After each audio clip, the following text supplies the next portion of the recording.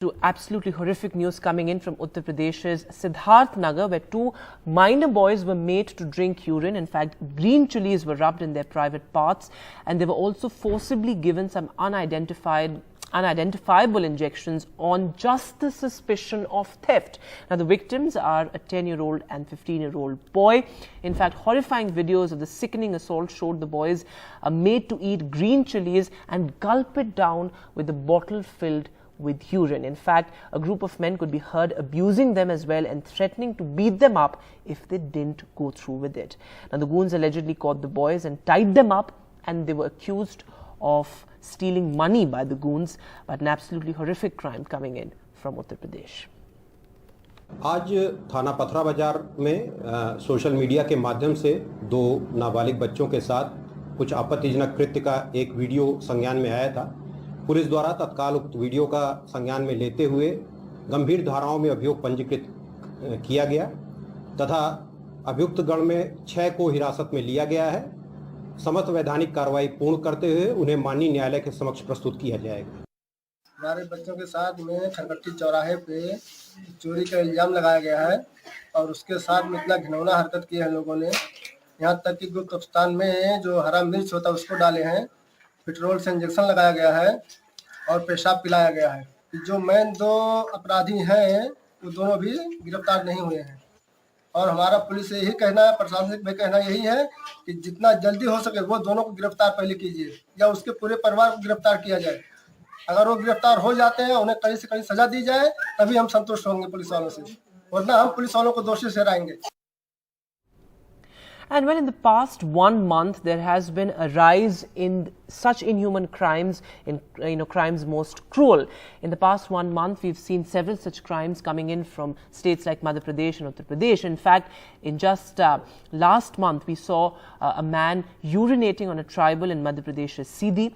In fact, in another instance, an SC youth was forced to lick spit-laced shoes in UP Sonbhadra. Now, coming back to Madhya Pradesh, in another instance, a youth was beaten up brutally and was forced to lick the sole of the shoes of the goons in MP's Gwalior. And today, news coming in of 2 minors being forced to drink urine in UP Siddharthnagar. In fact, green chillies were rubbed on their private parts just on the suspicion of theft. Also, news coming in today from Rajasthan, where a woman was branded a witch and she was beaten to death with an umbrella.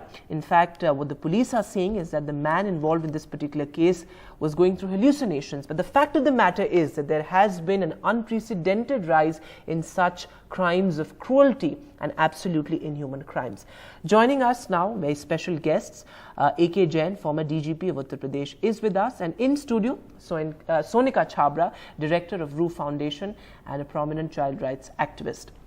Going across to you first, Sonika Chhabra, what do you make of these absolutely horrific crimes? Have we become inhuman? I'm shocked, I'm speechless, and I have no words in my dictionary to explain what has happened. So they were, what I've gathered, that they were children, I think that they did a theft of, they stole chicken. So at the end they are children, they don't know what is right and what is wrong. And what these adults have done is absolutely not acceptable. The law, the judiciary is so strong in our country, they should pass a very, very strict and a serious laws to condemn them, to punish them. And I would request, the way the kids were tortured, these culprits should be tortured the same way. This is what I think about.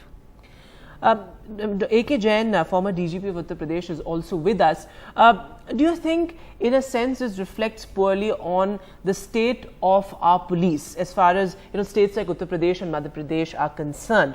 There's been this repeated concern over a lack of immediate PCR response, lack of CCTVs, because many of these crimes happened in broad daylight and happened in public spaces. That is something that's most concerning.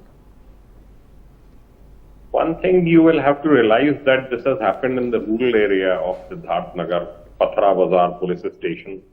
It's a rural area police station where generally a few shops and establishments, they have CCTVs, otherwise generally the area is not covered by them. Number two, I can assure you that there is a policy of zero tolerance against such crimes, and very drastic action is taken. CM himself monitors it, and DGP, Special DG Law and Order, all the 6 people who are involved in it, they have been arrested, they have been put behind bars, and they will be produced. And I think a case shall be taken to fast-track court, and drastic punishment shall be given to these people. 147, 148, 49, 307, and I think they will be detained under Gangsters Act also. It should be done. It should be done to teach such people a lesson, so that others realize that if they commit this sort of ghastly act, they shall be behind bars for a very long time. But Sonika, come in also on the point of how, the most vulnerable are really the powerless in the society. In 2 of these cases that I just went through, there were tribals. One of them was an SC youth, a youth from the scheduled caste community. Then there are minors. Talk to us about how we, in a sense, protect the most vulnerable as far as these crimes are concerned. There are many of them children, tribals, and people from the scheduled caste communities. I always feel that answer to this is education. We all have to get together and go to these rural areas and educate their parents and these kids, so that nobody can take advantage of their innocence, their age.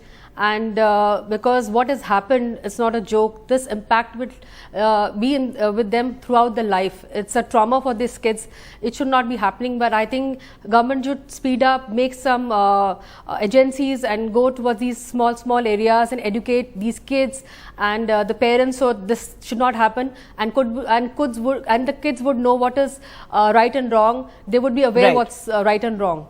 Absolutely. And AK Jain, we spoke of police reforms, but the other important thing is that many of these POCSO cases are pending for the longest time.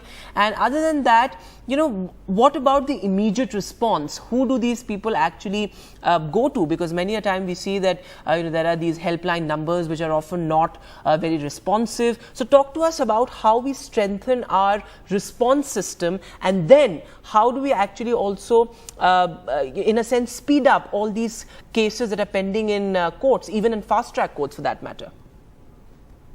Dial 112 is doing a very fine job in UP, and it is being further strengthened. Within minutes, vehicle is there.